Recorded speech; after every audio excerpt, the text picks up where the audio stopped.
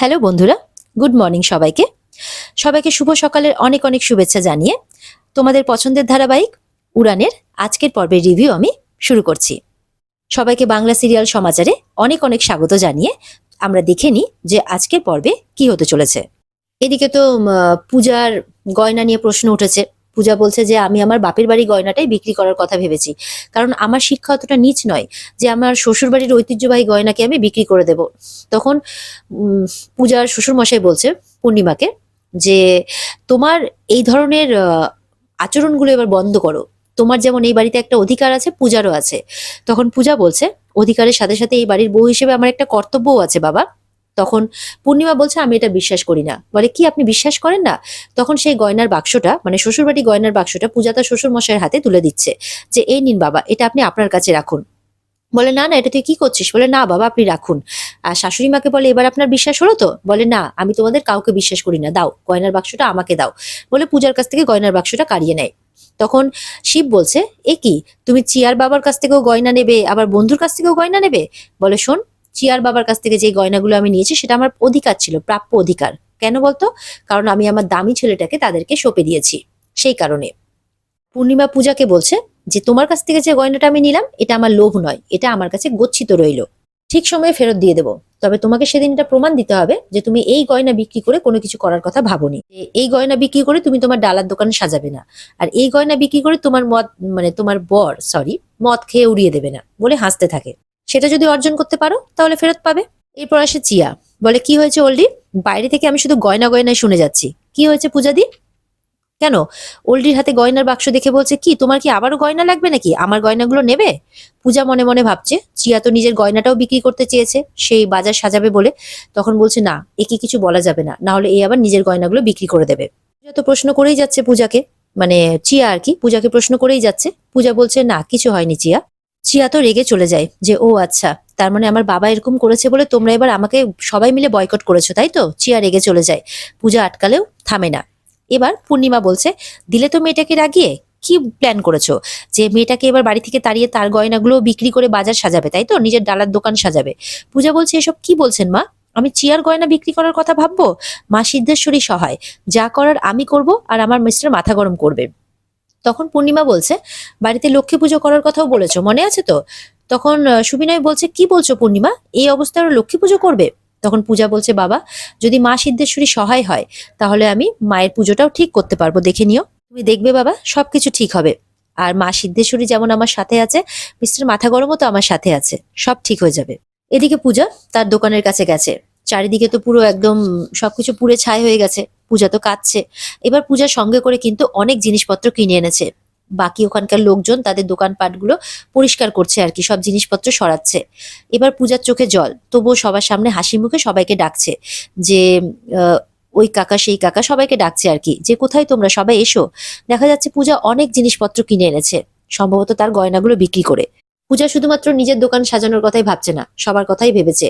সবাই তো দেখে অবাক যে পূজা মা, তুই আমাদের জন্য এত কিছু? বলে নাও, এখন কোনো কথা বলে লাভ নেই, দোকান পাততে হবে তো। বলে পূজা তো আমাদের লক্ষ্মীমন্ত মেয়ে। পূজা বলছে আর তোমাদের জামাই? বলে জামাই তো আমাদের হীরের টুকরো, সে ছিল বলেই তো আমাদের ঘর দুয়ার গুলো পুড়ে যায়নি, বেঁচে গেছে। এদিকে ব্যাটারি আরো কিছু খাবার দাবারের বাজার করে নিয়ে চলে আসে, আর এসে বলছে যে মানে মহারাজের কথা বলছে যে ও বলেছে সব ঠিক করে দেবে। তখন বলছে জানি জানি ব্যাটারি, মিস্টার মাথা গরম আমাদের সবার পাশে আছে। ব্যাটারি বলছে সব ঠিক হয়ে যাবে পূজা বৌদি, দেখো তুমিও তো কত কি নিয়ে এসছো। পূজা বলছে আমি আর কতটুকুই বা করতে পেরেছি। ব্যাটারি বলছে এতেই না তোমার উদর মনের পরিচয় পাওয়া যায়। পূজা বলছে এখন থাক সেসব কথা। মহারাজ কিছু ফল আর সবজিও পাঠিয়েছে সবার জন্য বিক্রি করার জন্য বাজারে। এটা দেখেও সবাই খুব খুশি হয়ে যায়। পূজা বলছে তোমার স্যার আর আমি একটু একই রকম ভাবি, তাই না? বলে হ্যাঁ, তোমরা তো দুজন দুজনের জন্যই তৈরি হয়েছো। ব্যাটারি বলছে হ্যাঁ, তোমরা তো দুজন দুজনের জন্যই তৈরি হয়েছো। পূজা বলছে তাহলে মেড ফর ইচ আদার বলতে পারো, তাই না? এদিকে দেখা যাচ্ছে পূজারা যখন দোকানে বসছে, যে সবকিছু রেডি করে নিয়ে বসে পড়েছে দোকানে, তখন টিয়ার মা এসেছে পূজা মা করতে করতে, যে তোমার সাথে আমার কিছু কথা আছে, একটু সাইডে আসবে পূজা মা? পূজা বলছে পূজা মা? বাহ, খুব ভালো। আর আমার সাথে আপনার আবার কি কথা থাকতে পারে? বলে আছে পূজা মা, এসো না একটু। তখন পূজাকে সাইডে নিয়ে যায়, বলে যে অরিন্দমের কেসটা তুমি তুলে নাও না, তার জন্য যা লাগে আমি দেব। বলে যে কি, আপনি আমাদের সবাইকে ক্ষতিপূরণ দিতে পারবেন? তখন পূজাকে বলছে সবারটা পারবো না, নিজেরটা দিচ্ছি, নাও আর কেসটা তুলে নাও। কত লাগবে? 2 লাখ, 5 লাখ, কত লাগবে? তাড়াতাড়ি নাও, মহারাজকেও বলো টাকাটা হজম করতে, নিজেদের ব্যবসা সাজিয়ে নাও আর কেসটা তুলে নাও। পূজা বলছে বাহ, আর এই নিরীহ মানুষগুলোর কি হবে? বলে জাহান্নামে যাক, ওদের কথা তোমাকে ভাবতে হবে না। তখন বলে যে আমি এটা পারবো না। বলে ও আচ্ছা, দরদাম বাড়াচ্ছ, কত লাগবে? চলো 10 লাখ দেবো, বাড়িতে এসে ক্যাশটা নিয়ে যেও আর কেসটা তুলে নাও। পূজা বলে না কাকিমা, আমি এটা পারবো না। বলে এই ফুলবালি, চিৎকার করে উঠেছে পূজার উপরে। পূজা তো অবাক হয়ে যায়, এক্ষুনি পূজার মা ছিল আর এক্ষুনি ফুলবালি হয়ে গেল। তখন বলে চুপচাপ টাকাটা দিচ্ছি, নাও। ও, নিজের দরদাম বাড়ানোর চেষ্টা করছো? কত লাগবে? 12 লাখ, 15 লাখ, 20 লাখ, কত লাগবে? নাও আর কেসটা তুলে নাও, ভালো কথা বলছি শোনো। পূজা বলছে জানেন তো একটা কথা, যে অন্যায় সহ্য করাটাও কিন্তু অনেক বড় পাপের। আপনি সেদিন আমাকে চর মেরে কিন্তু অন্যায় করেছিলেন, আমি কিন্তু সেটার বিরুদ্ধে আপনার হয়ে কোনো কথা বলিনি আপনার বিরুদ্ধে। আপনি এটা ভাববেন না যে আমি বারবার অন্যায়টা সহ্য করে নেব। এরপরে পূজাকে আবারও মারার জন্য হাত বাড়িয়ে দেয়। পূজা হাতটা চেপে ধরে, তারপর হাতটা ছেড়েও দেয়। বলে আপনি আমার আদরের চিয়ার মা, আমি আপনাকে সম্মান করি, আপনি আমার মায়ের বয়সী। যদি আপনি আমার মায়ের বয়সী নাও হতেন, আপনাকে মানুষ হিসেবে আমি সম্মান করতাম, কিন্তু আপনি যে কাজে এসেছেন, এই কাজে আমি আপনাকে কোনো সাহায্য করতে পারবো না। চিয়ার মা তো রেগে যায়, উল্টোপাল্টা কথা বলতে থাকে পূজাকে। পূজা কোনো কথা না বলে সেখান থেকে চলে যায়, গিয়ে নিজের দোকানে আবার কাজ করতে শুরু করে দেয়। তখন চিয়ার মা বলছে এই কাজটা করে তুমি মোটেও ভালো করলে না। এদিকে দেখা যাচ্ছে পূর্ণিমা আর শিব মন্দিরে পুজো দিতে এসছে। তখন সোমনাথ বলছে, মানে সোমনাথ আর পূর্ণিমা এসছে। সোমনাথ বলছে মা, আমার শিবের আর বাবার নামে ভালো করে পুজো দাও তো, কালকে যা বড় বিপদ গেল। তখন সুবিনয় বলছে বা বাবা, বিপদ হলো মহারাজ আর পূজার, আর পুজো দেওয়া হচ্ছে আমাদের নামে? কেন পূর্ণিমা? বলে সেই কৈফিয়ত আমি তোমাকে দিতে পারবো না। বলে আলবাত দিতে হবে, বলো আমাকে কেন? পূর্ণিমা কোনো কথা না শুনে পুরোহিত মশাইকে বলছে যে আপনি তাড়াতাড়ি পুজোটা দিন তো। তখন সেখানে পূজা আসে, বলছে যে বাবা আপনি চিন্তা করবেন না, আপনার আশীর্বাদই আমাদের কাছে সবকিছু, আপনি পুজোটা দিতে দিন। পরে সোমনাথ কোনো কথা বলতে গেলে সুবিনয় বলছে আগে বাবা হ, তারপরে বুঝবি কেন বলছি। পূর্ণিমার তো কথাবার্তা খারাপ হতে হতে এমন পর্যায়ে গেছে, তখন সুবিনয়কে বলছে এরকম সন্তানের বাবা হওয়ার থেকে নিঃসন্তান থাকা ভালো। এটা শুনে তো পূজা অবাক হয়ে যায়, বলে মা আপনি কি বলছেন? পূর্ণিমা চুপ করে থাকে।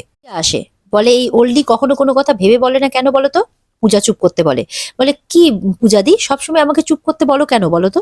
পূজা বলছে জিয়া, মায়ের অভিশাপ গায়ে লাগে না, উনি তো মা, তোমার অ্যাংরি ম্যানের গর্ভধারিণী মা, ওনার অভিশাপও আশীর্বাদ হয়ে যায়। এরপরে তো পূজা চিয়াকে নিয়ে যায় যে চলো দেখবে, চলো কত সুন্দর আমরা বাজার বসিয়েছি।